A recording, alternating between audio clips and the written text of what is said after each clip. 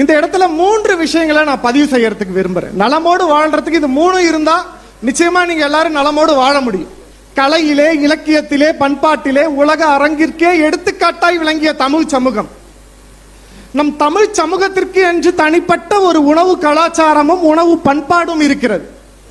ஆனால் உலக அரங்கிற்கே இந்த உணவு பண்பாட்டை, உணவு கலாச்சாரத்தை, ஆரோக்கியத்திற்கான அரிச்சுவடனை எடுத்துக்காட்டிய நம்மளுடைய தமிழ் சமூகம் இன்று ஆரோக்கியத்திற்காக மருத்துவமனை வாசலை நாடி இருப்பது எவ்வளவு ஒரு கொடுமையான செயல். இந்த உணவு கலாச்சாரம், நம் தமிழ் சமூகம் என்ன உணவு கலாச்சாரத்தை நமக்கு சொல்லிட்டு போனது, அதை நாம் திரும்ப பெறணும். 1. 2வது, மன மகிழ்ச்சி. காலையிலிருந்து இரவு வரையில் வேலை, ஆண்களானும் சரி பெண்களானும் சரி. அவ்வை சண்முகி படத்திலே நடிகர் கமலஹாசனுடைய பாடல் ஒன்று வரும். வேலை வேலை வேலை, வேலை மேல வேலை, ஆம்பளைக்கும் வேலை பொம்பளைக்கும் வேலை, காலையிலிருந்து இரவு வரை வேலை வேலை வேலை. நம்ம ஆரோக்கியத்திற்காக மெனக்கெடுக்கிறோமா என்று சொன்னால் நிச்சயமாக கிடையவே கிடையாது. அப்படி இருக்கையில என்ன ஆகுது, நம்ம உடம்புல ஸ்ட்ரெஸ் ஹார்மோன்ஸ் அப்படின்னு சொல்லக்கூடிய ஹார்மோன்ஸ் இருக்கு. 2 வகையான ஹார்மோன் அந்த இடத்தை முழுமையா ஆக்குபை பண்ணுது. ஒன்னு கார்டிசோல்னு சொல்லக்கூடிய ஒரு ஹார்மோன், இன்னொன்னு அட்ரினலின் சொல்லக்கூடிய ஒரு ஹார்மோன். இந்த ஹார்மோன் என்ன பண்ணுது அப்படின்னா, நம்ம உடம்புல ஒரு திடீர்னு ஒரு அசௌகரியம் ஏற்படும் போது ஒரு ஃபிளைட் ஃப்ரைட் ரியாக்ஷன் சொல்லுவாங்க. அந்த அசௌகரியமானது ஏற்படும் போது நம்ம உடம்பிலே இந்த கார்டிசோல் வேகமாக உற்பத்தி பண்ணி நம்ம உடம்பை அந்த அசௌகரியத்திலிருந்து காப்பாற்றிக் கொள்ளுது. எப்பயாச்சும் ஒருவேளை ஸ்ட்ரெஸ் இருந்தா அந்த கார்டிசோல் நம்மளை காப்பாற்றும். ஆனா நாம காலையிலிருந்து இரவு வரைக்கும் ஸ்ட்ரெஸ்ஸிலே இருக்கும். அப்படி இருக்கும்போது அந்த கார்டிசோலோ அட்ரினலும் என்ன பண்ணுது, இவனை நம்மால காப்பாற்ற முடியாது. ஒரு முறை எனக்கு வேலை கொடுத்தா பரவாயில்ல, நீ காலையிலிருந்து இரவு வரைக்கும் நீ ஸ்ட்ரெஸ்லே இருக்க, ஸ்ட்ரெஸ் ஹார்மோன்ஸுடைய அளவு அதிகமாகுது, இந்த கார்டிசோலுடைய அளவும் நாளுக்கு நாள் அதிகமாகி பல்வேறு உடல் உபாதைகளை உடம்புல ஏற்படுத்துது. இங்க மன அழுத்தம், இந்த மன அழுத்தத்தை நீக்கணும். உணவு கலாச்சாரத்தை மீட்டெடுக்கணும், மன அழுத்தத்தை நீக்கணும். உணவு கலாச்சாரம் பத்தி நான் விரிவா பேசணும். அதுக்கு முன்னாடி இந்த மன அழுத்தத்தை போக்குறதுக்கு நான் சொல்லிடுறேன். மன மகிழ்ச்சி. இடுக்கண் வருங்கால் நகுக அப்படின்னார் ஐயன் திருவள்ளுவர், நம்மளுடைய பாட்டை. இடுக்கண் வருங்கால் நகுக. நான் கல்லூரி படிக்கக்கூடிய காலகட்டத்திலே இன்னைக்கு கூட நிறைய பேருக்கு தெரிஞ்சிருக்கும். சென்னையில் இருக்கக்கூடிய பார்க்ல நான் கல்லூரி படிக்கும்போது அந்த பார்க்கில் போய் பார்ப்பேன். ஒரு 10-15 பேர் கூட்டமா சேர்ந்து சிரி சிரி சிரின்னு சிரிச்சுக்கிட்டு இருப்பாங்க. அவர்களை பார்க்கும்போது எனக்கு ரொம்ப வேடிக்கையா இருந்தது. அந்த காலத்துல என்ன இவங்க பாட்டு தனியா பைத்தியக்காரங்க மாதிரி சிரிச்சுக்கிட்டு இருக்காங்க, இதனால என்ன பெரிய மருத்துவ பலன் நமக்கு கிடைச்சிட போகுது அப்படின்ற யோசனைகள் எல்லாமே நிறைய பேருக்கு இருக்கும்.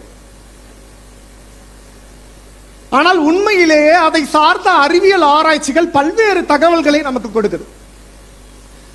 நம்ம ஐயன் பாட்ட இடுக்கண் வருங்கால் நகுக, துன்பம் வரும் வேளையில சிரிக்கணும், நோய் இருக்கக்கூடிய வேளையில சிரிக்கணும். யாரா சிரிச்சா ஏத்துக்குவோமா?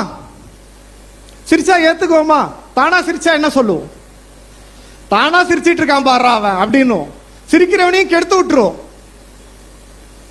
ஆனால் ஒரு உண்மை தகவலை இந்த இடத்தில் உங்களுக்கு நான் பதிவு செய்ய விரும்புகிறேன். ஜப்பானில் இருக்கக்கூடிய டோக்கியோவிலேயே மொரினோ மையோ யூனிவர்சிட்டின்னு சொல்லக்கூடிய ஒரு பெரிய பல்கலைக்கழகம், நாம் எல்லாம் ஆராய்ச்சி செய்ய வேண்டிய ஒரு வாக்கியம் இடுக்கண் வருங்கால் நகுக. நம்மால் முடியாததை ஜப்பான்கார செஞ்சிருக்கான். அந்த யூனிவர்சிட்டியில ஒரு பல்கலைக்கழகத்தில் அவன் என்ன சொல்றான் அப்படின்னா, ஒரு ஆராய்ச்சி ஒன்று பண்றான். அங்க இருக்கக்கூடிய ஒரு ஓல்டேஜ் ஹோம்ல என்ன பண்றான்னா, வாரத்துக்கு ஒரு முறை ஒரு 15 நிமிஷம் அங்க இருக்கக்கூடிய முதியவர்களை சேர்த்து ஒரு 15 நிமிஷம் ஸ்டாண்ட் அப் காமெடியை போடுறான். இல்லையா? ஸ்டாண்ட் அப் காமெடியை போடுறான். ஒரு 4 வாரம் அவர்களுக்கு வாரத்துல ஒரு நாள் அந்த ஸ்டாண்ட் அப் காமெடியை போட்டு காமிக்கிறான். அந்த ஆராய்ச்சியினுடைய முடிவில் 4 வாரங்கள் கழித்து அவன் கொடுக்கக்கூடிய தகவல்கள் அத்தனையும் மிக சிறப்பா வந்திருக்கு. என்னன்னா, அந்த ஸ்டாண்ட் அப் காமெடியை பார்த்து வெறும் 15 நிமிஷம் சிரி சிரி சிரின்னு சிரிச்ச முதியவர்கள் அத்தனை பேருக்கும் ரத்த கொதிப்பு வெகுவா குறைஞ்சிருக்கு. ரத்த கொதிப்பு வெகுவா குறைஞ்சிருக்கு. அவர்களுடைய இதய படபடப்பு குறைஞ்சிருக்கு. அவர்களுடைய மன அழுத்தம் குறைஞ்சிருக்கு. அதை விட முக்கியம் என்ன தெரியுமா? நம்ம இன்னைக்கு ஆரோக்கியமா இருக்கிறோம், நம்ம சந்தோஷமா இருக்கிறோம். அப்படின்னு நம்ம உடம்பில் சுரக்கக்கூடிய ஹார்மோன் செரோட்டோனின் சொல்லக்கூடிய அந்த ஹார்மோன் உற்பத்தி அதிகமா இருக்குங்கிறது ஒரு பெரிய தகவல். பிபியும் குறையுது, பிரஷர் எல்லாமே குறையுது, மனசுல நம்ம நல்லா இருக்கோங்கிற ஒரு சந்தோஷமும் அவங்களுக்கு கிடைச்சிருக்கு. அதை விட மகிழ்ச்சி என்ன வேணும்? இதுதான் நம்ம ஐயன் அன்னைக்கு சொல்லிட்டு போனார், இடுக்கண் வருங்கால் நகுக. நம் தமிழ் சமூகம் என்ன சொல்லிட்டு போனதை நம்ம ஆணித்தரமா புரிஞ்சுக்கணும். இந்த மன மகிழ்ச்சிங்கிறது ரொம்ப அவசியம். அதை போல மூன்றாவது விஷயம் உடற்பயிற்சி. எத்தனை பேர் நம்ம உடற்பயிற்சி செய்யறோம்? கிடையாது. கேட்டா காலையிலிருந்து நைட்டு வரையும் நடந்துகிட்டு தான் இருக்க, இன்னும் நீங்க எக்ஸ்ட்ரா நடக்க சொல்றீங்களேன்றாங்க. காலையிலிருந்து இரவு வரையும் நீ நடக்கிறது உன்னுடைய பணிக்காகவும் உன்னுடைய சம்பளத்துக்காகவும் நடக்கிறீங்க. உங்கள் ஆரோக்கியத்திற்காக நீங்க நடக்கிறீங்களா? கிடையவே கிடையாது. உங்களுக்காக எப்போது மெனக்கெட போகிறீர்கள்? உடற்பயிற்சி அவசியம். அன்பர்களே, ஒரு சின்ன கதை.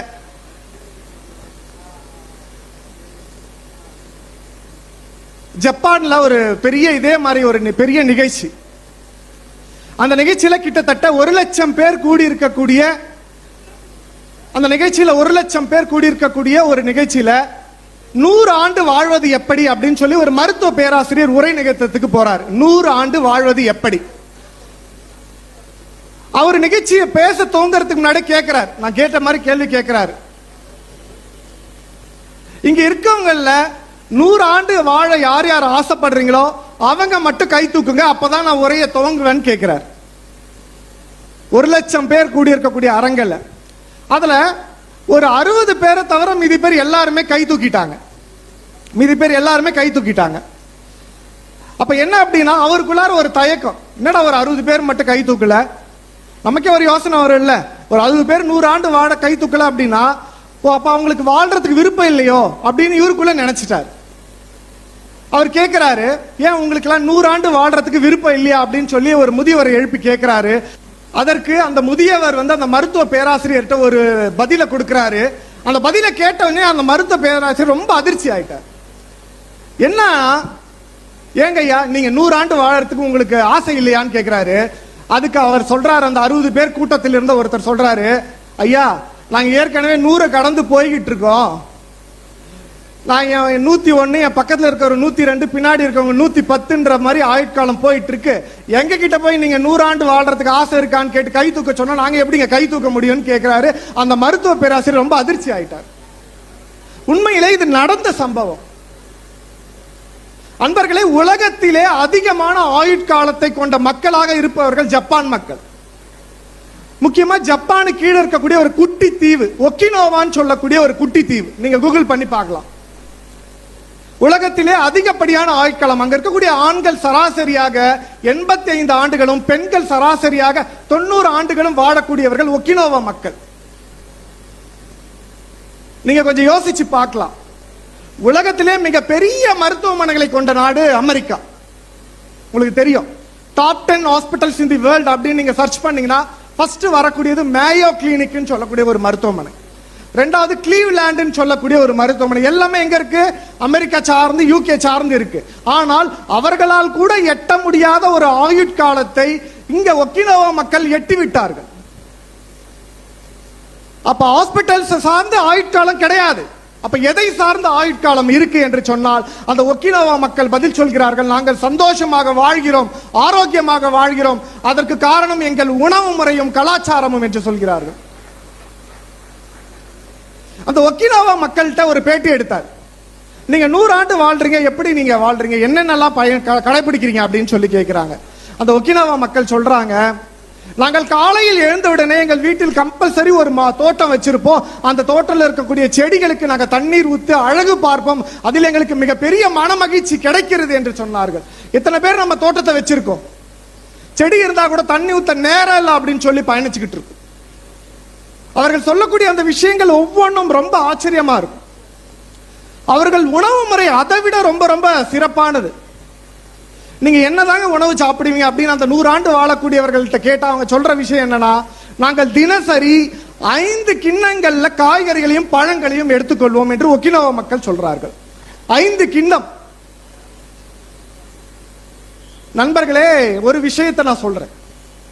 நம்ம ஊர்லயும் எல்லாரும் 5 அடுக்கு கிண்ணத்தை பார்த்திருப்போம் இல்லையா? 5 அடுக்கு கிண்ணம் சாப்பாட்டு கேரியர்னு சொல்லுவோம்.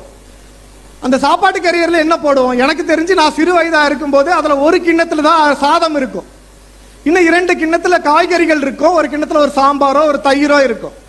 ஆனா இன்னைக்கு நிலைமை அந்த 5 கிண்ணத்துல 3 கிண்ணத்துல குறையாம சாதத்தை தான் வச்சிருக்காங்க. 3 கிண்ணத்துல சோறை போட்டுட்டு மீதி ஒரு கிண்ணத்துல ஒரு சாம்பாரோ ரசமோ வச்சுட்டு மீதி ஒரு கிண்ணத்துல ஒரு கொசுறு மாதிரி ஒரு பொரியல். ஆனா அவர்கள் பாருங்க, ஒரு நாளைக்கு கிட்டத்தட்ட 5 கிண்ணங்களில் காய்கறிகளையும் பழங்களையும் எடுத்துக்கொள்வோம். தினசரி 7 வகையான காய்கறிகளையும் பழங்களையும் எடுத்துக்கொள்வதா அவங்க சொல்றாங்க. அதுதான் அவர்களுடைய ஆயுட்காலத்தின் யுக்தி. நம்ம வீட்டில் நம்ம என்ன பண்ணுவோம்? பொதுவாகவே நம்ம ஊர்ல நடக்கிறதா ஒரே ஒரு 1/4 கிலோ அவரைக்காயை வாங்குவோம் இல்லையா? அந்த அவரைக்காயை பொரியல் பண்ணி ஒரு 5 பேர் வீட்டில் இருக்கக்கூடிய வீட்டில் ஒரு 1/4 கிலோ வாங்கி பொரியல் பண்ணிட்டு ஆளுக்கு ஒரு டீஸ்பூன் வச்சிரும். ஒரு ஸ்பூன் அளவுக்கு, எது சர்க்கரையை கூட நம்ம கூட போட்டுக்குவோம், ஆனா காய்கறியை கூடவே போட மாட்டோம்.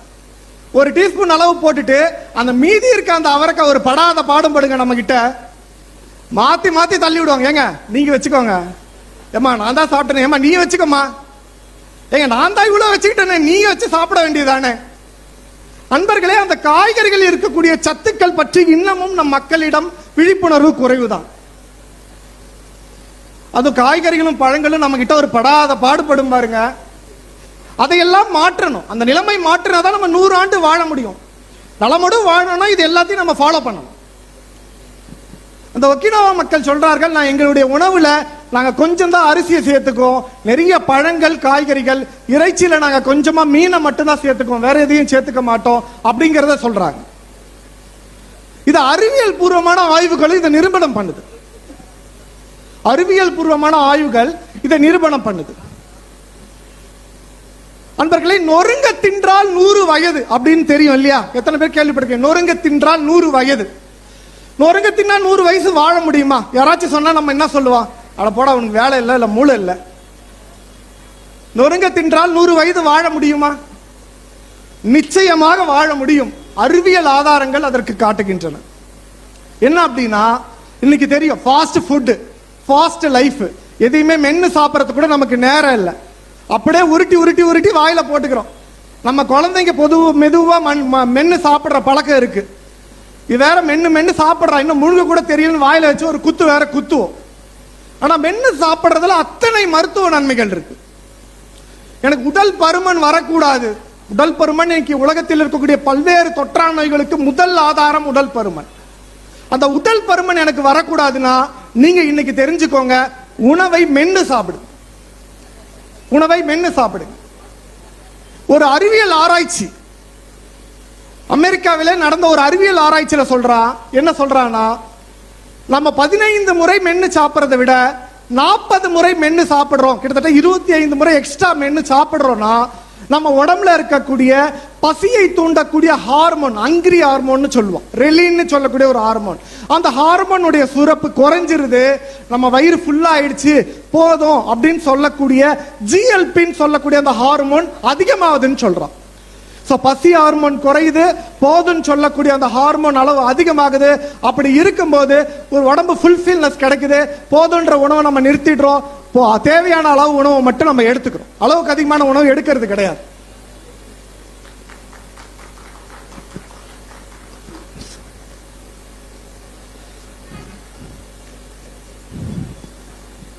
அந்த வகையிலே அந்த நொறுங்க தின்றால் 100 வயது அப்படின்னு நம்ம முன்னோர்கள் எதுக்காக சொல்லிட்டு போனாங்கன்னா இந்த உணவு முறைக்காக தான் சொல்லிட்டு போனாங்க. அதோட நொய்மை நுகரேல் அப்படின்னு ஔவையார் சொல்றாரு. நொய்மை நுகரேல், நீங்க ஔவையாருடைய ஆத்திச்சூடியில படிச்சு பாத்தீங்கன்னா நொய்மை நுகரேல்னு சொல்லியிருப்பாங்க. என்ன சொல்லியிருக்காங்க அப்படின்னா, இந்த நொய்மை நுகரேல் அப்படிங்கிறது தின்பண்டங்களை தவிர்க்க வேண்டும். நொய்மைனா தின்பண்டம், அதை தவிர்க்கணும். காலையில ஒரு வேளை சாப்பிட்டுடுவோம், மதியம் ஒரு வேளை சாப்பிடுவோம், நைட்டு ஒரு வேளை சாப்பிடுவோம். இதுக்கு நடுவில் சாப்பிட்றவங்களும் இருக்காங்க. 11 மணிக்கு ஒரு டீ 2 பிஸ்கெட்டு, சாயங்காலம் 5 மணிக்கு ஒரு டீ 2 சமோசா இல்லைன்னா வடை இல்லையா? இதுதான் நொய்மை நுகரேல் அப்படின்னு சொல்லி ஔவையார் சொல்றாரு. சிறுக சிறுக சாப்பிடாதீங்க அப்படின்னு.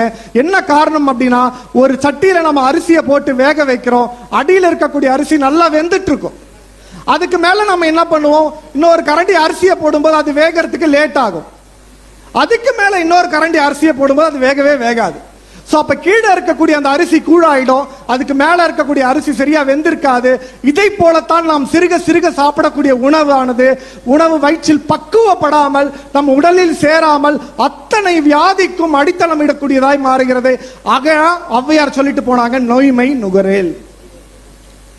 இதையெல்லாம் நம் தமிழ் சமூகம் எதற்காக சொல்லிட்டு போனாங்க, நம் தமிழ் முன்னர்கள் எதுக்காக சொல்லிட்டு போனாங்க? நாம் ஆரோக்கியமாக இருக்க வேண்டும் என்பதற்காகத்தான். நம்பதை இந்த டீ சாப்பிடுற பழக்கம் இருக்கு, டீ, இந்த டீ பிஸ்கெட், அதை மாற்றினாலே நம் ஆரோக்கியத்தை மீட்டு எடுக்க முடியும். ஒரு டீ சார்ந்த ஒரு வரலாற்று கதையை இந்த இடத்துல நான் சொல்லிக்கொள்ள விரும்புகிறேன்.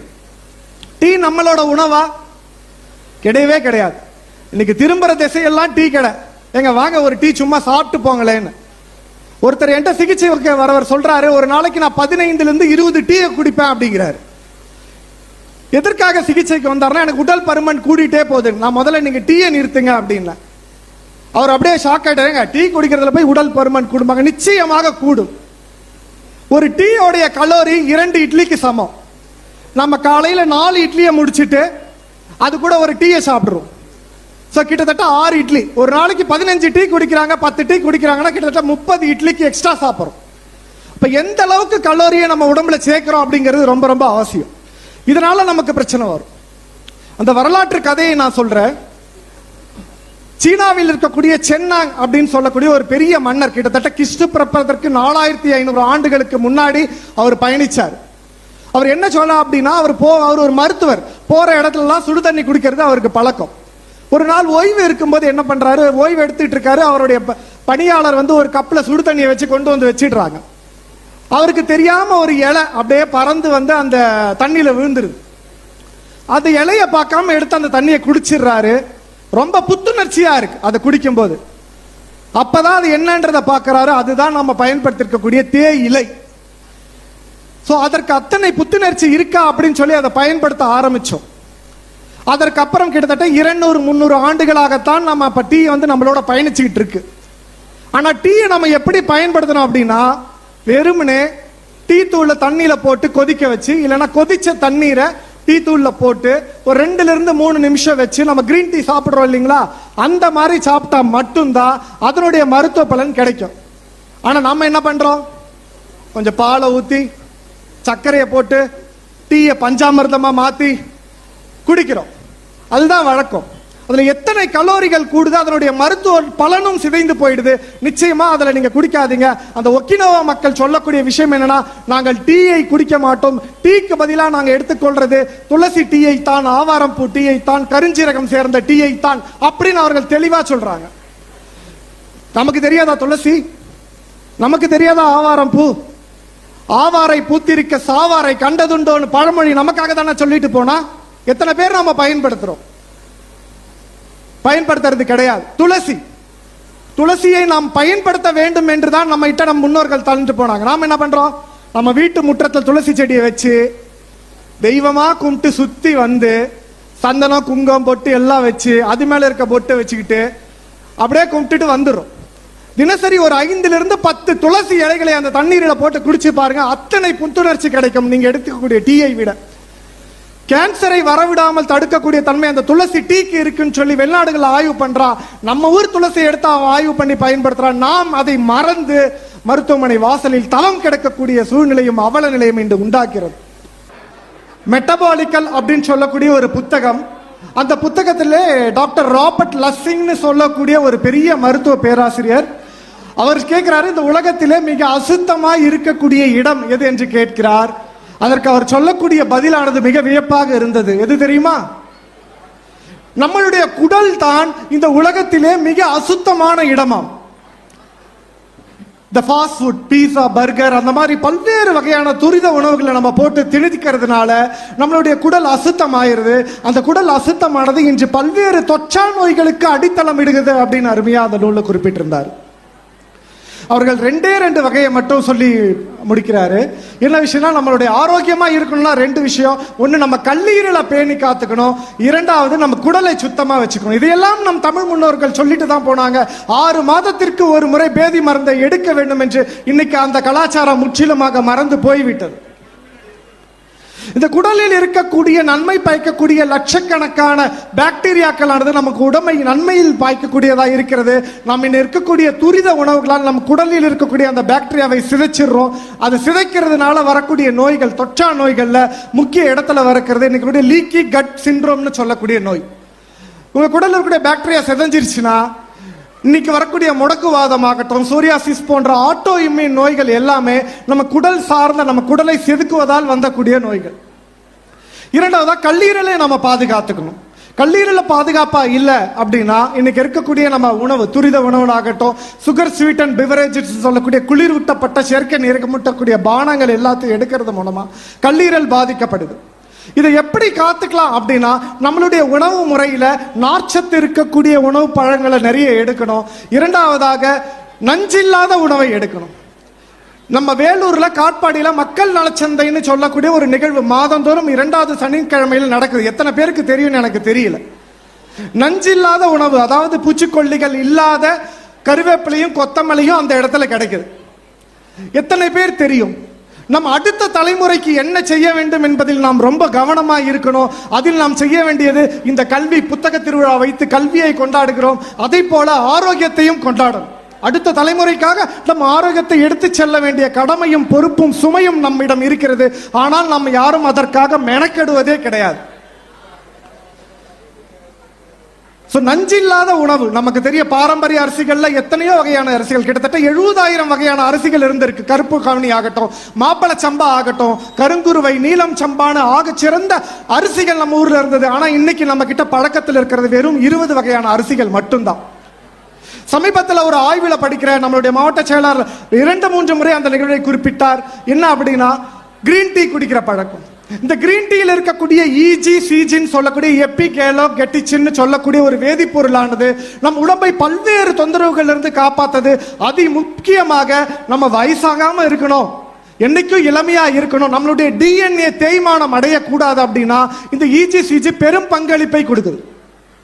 நம்ம டிஎன்ஏவில் இருக்கக்கூடிய, நம்ம மரபணுவில் இருக்கக்கூடிய டீலோமர்னு சொல்லக்கூடிய ஒரு உரை, நம்ம எப்படி காலுக்கு ஷூ போடுறோமோ அந்த மாதிரி நம்ம டிஎன்ஏ எக்ஸ் ஷேப்ல இருக்கக்கூடிய ஒரு உடம்புல இருக்கக்கூடிய ஒரு பகுதி, அதுக்கு கேப் போடக்கூடியது இந்த டீலோமர்னு சொல்லக்கூடிய பகுதி.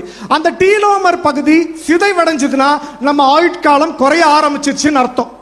எத்தனை பேருக்கு தலைமுடி வெளுப்பாயிடுச்சு, தோல் சுருக்கம் வந்துருச்சு, உடல் உபாதைகள் வருதுன்னா உங்க டிஎன்ஏவில் இருக்கக்கூடிய டீலோமர் சிதைவடைய ஆரம்பித்து விட்டது என்று அர்த்தம்.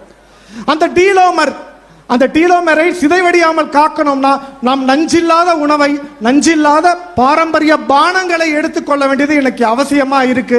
இந்த இடத்துல அதை நான் ஆணித்தரமாக பதிவு செய்ய விரும்புகிறேன். பாரம்பரிய அரிசி பத்தி மட்டுமே நம்ம 1 மணி நேரத்துக்கு மேல பேச முடியும். அவ்வளவு மருத்துவ குணங்கள். ஒரு கைப்பிடி மாப்பிள சம்பாவை நீங்க இட்லியில போடுறீங்க அப்படின்னா 4 கிரீன் டீ குடிச்சதுக்கு சமமான இஜி சிஜி நம்ம உடம்புல கிடைக்கும்னு இன்னைக்கு ஒரு அறிவியல் ஆராய்ச்சியில சொல்றாங்க. நம்ம கிரீன் டீயை கொண்டாட நாம நம் மாப்பிள்ளை சம்பாவை கொண்டாட மறந்து விட்டோம். அதே போல முருங்கைக்கீரையை நம்ம கொண்டாட சுத்தமா மறந்துட்டோம். முருங்கையை நட்டவன் வெறுங்கையோடு நடப்பான் அப்படிங்கிறது ஒரு பழமொழி.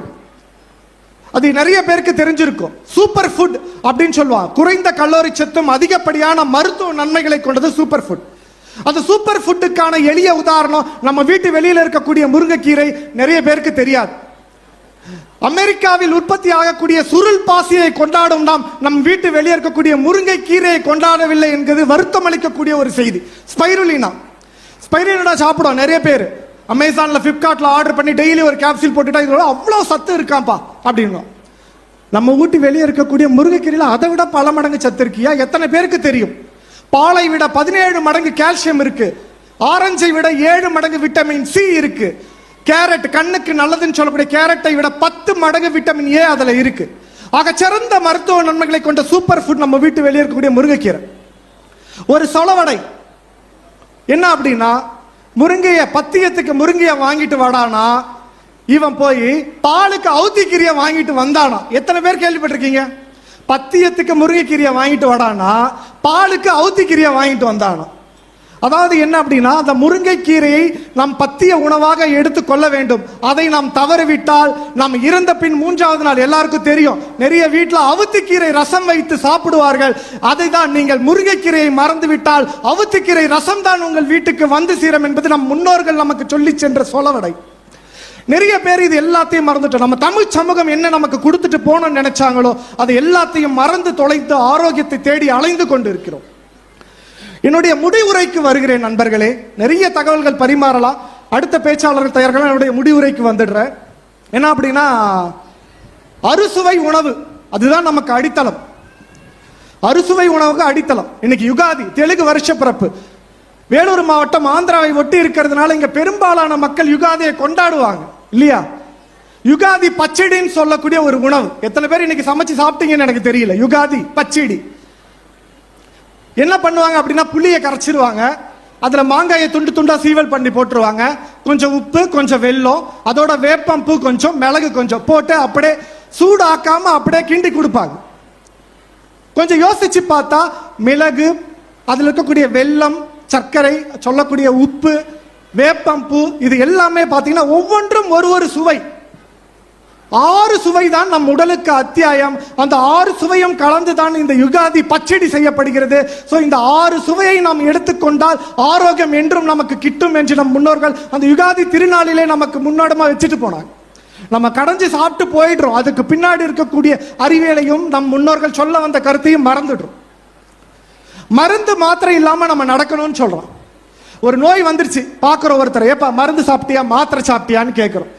அதுக்கான பொருள் நிறைய பேருக்கு தெரியாது. மருந்து சாப்பிட்றோம், ரைட்டு, அது என்ன மாத்திரை?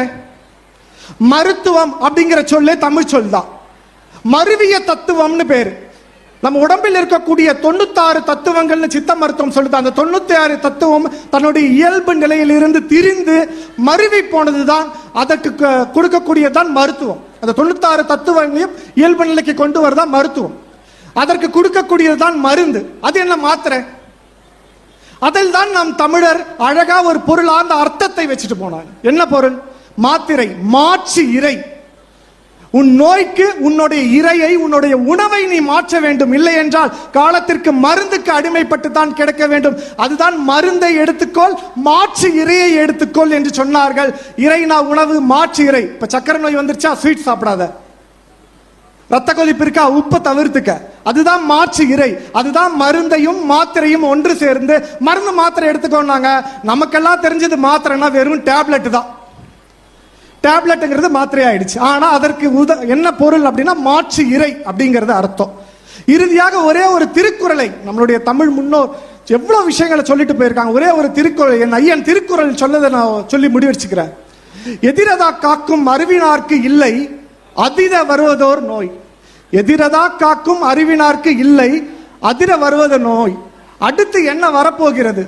அடுத்த பருவநிலை மாறும்போது, அடுத்த சூழ்நிலை மாறும்போது என்ன நோய் வரப்போகிறது என்பதை முன்கூட்டியே கணித்து அதற்கான உணவை மாற்று, அதற்கான உடல் வாகுவை மாற்றி உடற்பயிற்சி செய். அதை தடுத்துக்கொள். அதை தடுத்து கொண்டால் நோய் உன்னை என்னைக்கும் நெருங்காது என்று அழகாய் எதிரதா காக்கும் அறிவினார்க்கு இல்லை, அதிர வருவது ஒரு நோய். நலமோடு வாழ வேண்டும் என்றால் நோய் இல்லாமல் வாழ வேண்டும். அதற்கு உணவும், பாரம்பரிய உணவும், மன மகிழ்ச்சியும் உடற்பயிற்சியும் மிக மிக அவசியம் என்று கூறிக்கொண்டு எனக்கு வாய்ப்பளித்த அத்தனை பேருக்கும் நன்றி கூறி விடைபெறுகிறேன். நன்றி, வணக்கம்.